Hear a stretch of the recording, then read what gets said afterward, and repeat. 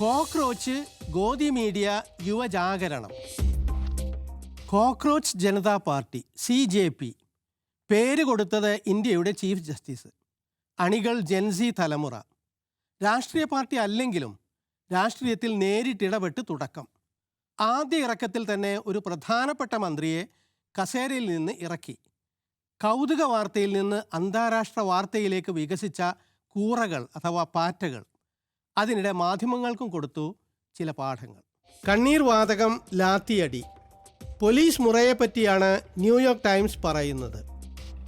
Police വഴി തടഞ്ഞതിനെപ്പറ്റി BBC. നിരാഹാര സമരം ഊർജം പകർന്നു എന്ന് വാൾ സ്ട്രീറ്റ് ജേണൽ. മോദി സമ്മർദ്ദത്തിലെന്ന് ബ്ലൂംബർഗ്. എന്തുകൊണ്ട് കൂറ? Washington Post. മോദിയുടെ അജയ്യ പരിവേഷത്തിന് വിള്ളൽ എന്ന് ബ്രിട്ടീഷ് പത്രം ഫിനാൻഷ്യൽ ടൈംസ്. ജെൻസിക്ക് മുൻപിൽ മോദി കീഴടങ്ങി. മോദിക്ക് വഴങ്ങേണ്ടി വന്നു CNBC. ജെൻസിയിൽ അതൃപ്തി വളരുന്നു സെറ്റേയോ. ഇങ്ങനെ വിദേശ മാധ്യമങ്ങൾ. ഡ്രോപ്പ് സൈറ്റ് പോലുള്ളവ ഗസയിലെ വിദ്യാർത്ഥികളോട് CJPക്കാർ ഐക്യദാർഢ്യം പ്രഖ്യാപിച്ചതും എടുത്തു പറഞ്ഞു. വിശദമായ കവറേജിൽ ഇന്ത്യൻ പത്രങ്ങളും മോശമല്ല. മന്ത്രി പ്രധാൻ രാജിവെച്ചു. കൂറ പാർട്ടി മുട്ടുകുത്തിച്ചു. CJPയുടെ അരങ്ങേറ്റത്തിൽ തന്നെ ഒരു മന്ത്രി ഔട്ടായി. ജെൻസി രാജിവെപ്പിച്ചു. വിദ്യാർത്ഥികൾ ജയിച്ചു. തലക്കെട്ട് പലത്, ഊന്നൽ വ്യത്യസ്തം. പക്ഷേ പത്രങ്ങളിൽ പൊതുവായ ഒരു പ്രമേയമുണ്ട്. ന്യൂജൻ ജയിച്ചു, BJP സർക്കാർ തോറ്റു എന്ന്. വിദേശ മാധ്യമങ്ങളിലും അങ്ങനെ തന്നെ. ഗാർഡിയനിലെ റോയിറ്റേഴ്സ് റിപ്പോർട്ട് മന്ത്രി രാജിവെക്കണം എന്ന വിദ്യാർത്ഥികളുടെ ആവശ്യത്തിലാണ് ഊന്നിയത്.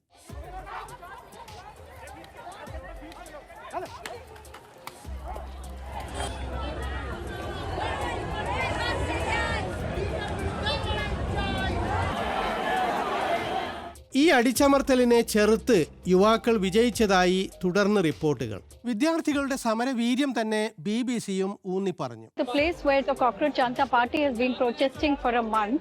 When I arrived in the morning at 7 o'clock, it was pouring with rain, but still tens of thousands of people turned up despite the rain and the sweltering humidity to take part in the protest.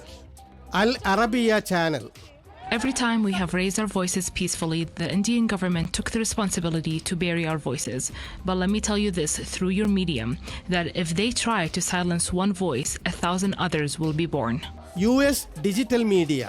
This is the kind of anger and resentment out here of the youth. We are seeing them come here, converge at this place of protest. They feel they are unseen, unheard by the political system which they think represents them. അസാധാരണമായ സമരം, സാധാരണമല്ലാത്ത ഫലം. മന്ത്രി രാജിവെക്കേണ്ടി വന്നു. സമരം ആദ്യ പാദം വിജയിച്ചു. പത്രങ്ങളുടെ വിവരണം അങ്ങനെ തന്നെ. പോലീസ് അത്യാചാരം, പ്രതിഷേധം, രോഷം, പാറ്റകൾ കാണിച്ചു കൊടുത്തു. ധീരരായ പൗരന്മാരാണ്, പ്രജകളല്ല ഇന്ത്യക്കാരെന്ന്. സമഗ്രാധിപത്യ ശൈലിക്കെതിരെ യുവാക്കൾ ഉണർന്നു. അനേകം വിശകലനങ്ങളിൽ, റിപ്പോർട്ടുകളിൽ ഒരേ കാര്യം: യുവാക്കൾ ജയിച്ചു, അമിതാധികാരം തോറ്റു.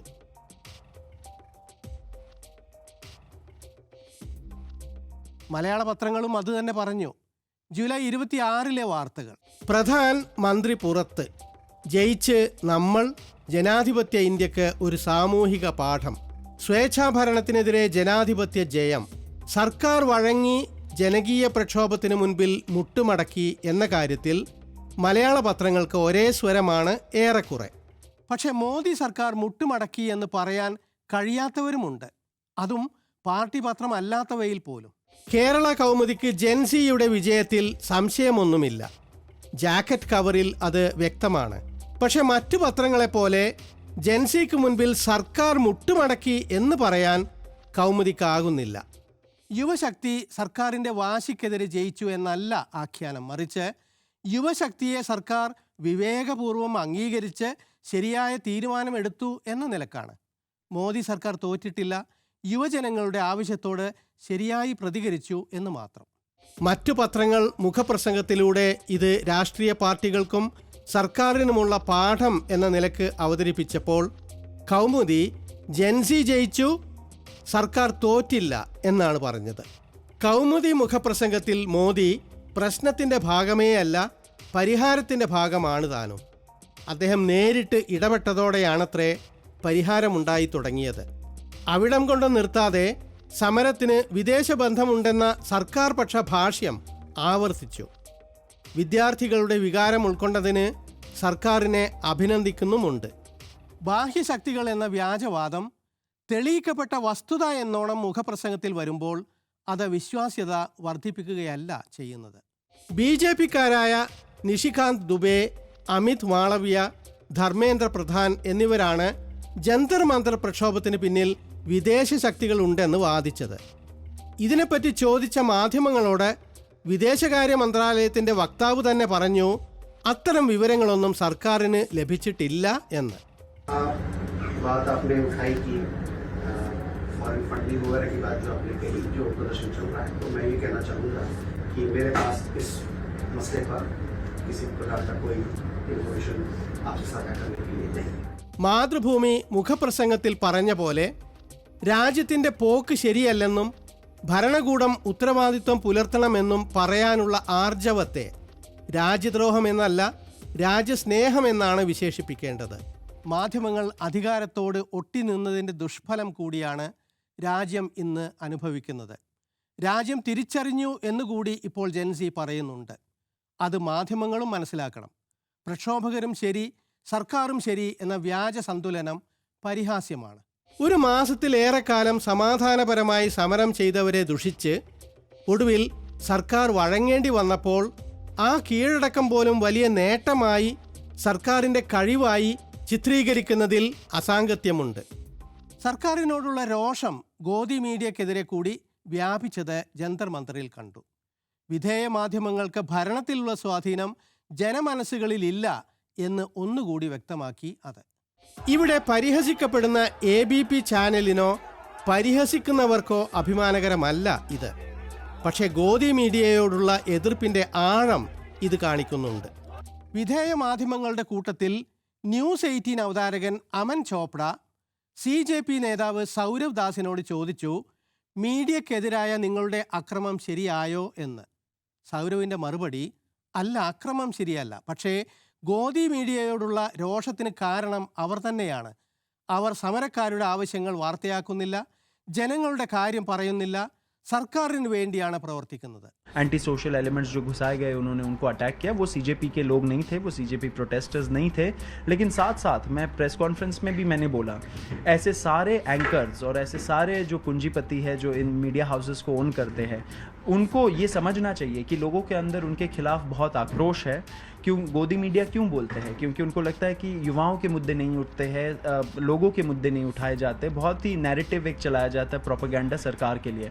പതിവ് പോലെ ഇക്കുറിയും സർക്കാരിന് വേണ്ടി പടവെട്ടിയത് റിപ്പബ്ലിക് TVയും അർണബ് ഗോസ്വാമിയുമാണ്. സമരക്കാരെ പെലറ്റ് തോക്കുകൊണ്ട് നേരിട്ട പോലീസിനെ പറ്റിയല്ല, സമരക്കാർ അക്രമത്തിന് പ്ലാനിട്ടു എന്ന സർക്കാർ വാദമാണ് അദ്ദേഹം ചർച്ചയ്ക്കെടുക്കുന്നത്. पहली बात यह है कि सरकार ने डिसीजन क्यों ली, पहले क्यों नहीं ली, अब क्यों ली. कारण एकदम साफ है. सरकार शायद आपको ब्लैक एंड व्हाइट में नहीं कहेगी, मगर ये लोग हिंसा करवाना चाहते थे. पूरी प्लानिंग थी इनकी हिंसा की. ദ വയർ ന്യൂസ് സൈറ്റ് ന്യൂസിലൻഡിൽ നിന്നൊരു പഠനത്തിൻ്റെ ഫലം റിപ്പോർട്ട് ചെയ്തിട്ടുണ്ട്. ഒരാഴ്ച കൊണ്ട് CJP സമരത്തെപ്പറ്റി ചെയ്ത 25 പരിപാടികളിലൂടെ റിപ്പബ്ലിക് TV പുതിയൊരു ഗൂഢാലോചന കഥ മെനഞ്ഞതെങ്ങനെ എന്നാണ് ഇതിൽ സ്ഥാപിക്കുന്നത്. റിപ്പബ്ലിക് TVയുടെ എക്സ്ക്ലൂസീവ് എന്ന് പറഞ്ഞായിരുന്നു ചാനൽ തുടർ വാർത്തകൾ ചെയ്തത്. ന്യൂസിലൻഡിലെ മാസി യൂണിവേഴ്സിറ്റിയിലെ ഗവേഷണ കേന്ദ്രമായ കെയർ ആണ് റിപ്പബ്ലിക് TV വാർത്തകൾ പഠിച്ച് ധവളപത്രം ഇറക്കിയിരിക്കുന്നത്. സർക്കാരിനെതിരെ എന്ത് സമരം നടന്നാലും അതിൽ വിദേശ ഗൂഢാലോചന കണ്ടെത്തും ഈ ചാനൽ. മിസോറം പ്രശ്നം മുതൽ മണിപ്പൂർ കലാപവും വിദ്യാർത്ഥി പ്രക്ഷോഭവും വരെ എല്ലാറ്റിലും ചൈനയെയും പാകിസ്ഥാനെയും കണ്ടെത്തും. CJP പ്രക്ഷോഭത്തിലും അങ്ങനെ തന്നെ. മാസി യൂണിവേഴ്സിറ്റി തയ്യാറാക്കിയ ധവളപത്രത്തിൽ ജൂലൈ 20 മുതൽ 26 വരെയുള്ള റിപ്പബ്ലിക് TV അവതരണങ്ങളുടെ കണക്കുണ്ട്. അമേരിക്കയാണത്രേ പ്രധാന വില്ലൻ. 164 തവണ US-നെ കുറ്റപ്പെടുത്തി, 89 തവണ ചൈനയെ, 76 തവണ പാകിസ്ഥാനെ. കെയർ എന്ന പഠന കേന്ദ്രം ഒരാഴ്ചത്തെ വാർത്തകളും ചർച്ചകളും വിശകലനം ചെയ്തു. യുവാക്കളുടെ സമരത്തെ അന്താരാഷ്ട്ര ഗൂഢാലോചനയാക്കി ചിത്രീകരിച്ചു. യുവജനങ്ങൾ അവരുടെ രോഷം സ്വമേധയാ പ്രകടിപ്പിച്ചതിനെ വിദേശ ഇടപെടലാക്കി കാണിച്ചു. ഇതിൽ പ്രധാന പ്രതി അമേരിക്കയാണത്രേ. CIA-യും മിഷണറിമാരുമൊക്കെ പിന്നിലുണ്ടത്രേ. മാത്രമല്ല, വിദ്യാർത്ഥി സമരക്കാരെ കുറ്റവാളി സംഘങ്ങളായി ചിത്രീകരിച്ചു. ഇന്ത്യയിൽ ഗോദി മീഡിയ സ്വയം വെളിപ്പെടുത്തിയ സന്ദർഭം കൂടിയാണ് CJP പ്രക്ഷോഭം. യുവജനശക്തി മാധ്യമങ്ങൾ തിരിച്ചറിഞ്ഞു. അക്കാര്യം ആവേശത്തോടെ തന്നെ അവ വിളംബരം ചെയ്തു. പക്ഷേ വിധേയ മാധ്യമങ്ങൾ ശീലിച്ചതേ ചെയ്യൂ. കൂട്ടത്തിലെ പ്രധാന അവതാരകരെ വിദ്യാർത്ഥികൾ രാജ്യത്തിൻ്റെ ശത്രുക്കളെന്ന് മുദ്രകുത്തി പോസ്റ്ററുകളിൽ പ്രദർശിപ്പിച്ചു. ഇത്തരം മാധ്യമങ്ങളാണ് യഥാർത്ഥ ശത്രു എന്ന് പോസ്റ്റർ.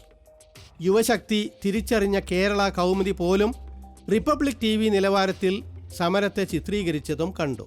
ഈ പ്രക്ഷോഭം രാഷ്ട്രീയത്തെ ശുദ്ധീകരിക്കുമെന്നോ മാധ്യമങ്ങളെ മെച്ചപ്പെടുത്തുമെന്നോ പറയാനാകില്ല. പക്ഷേ മോദി രാഷ്ട്രീയത്തിനും ഗോദി മീഡിയക്കും നേരെ യുവതയുടെ വിരലുകൾ ഉയർന്നു എന്നത് ചെറിയ കാര്യവുമല്ല.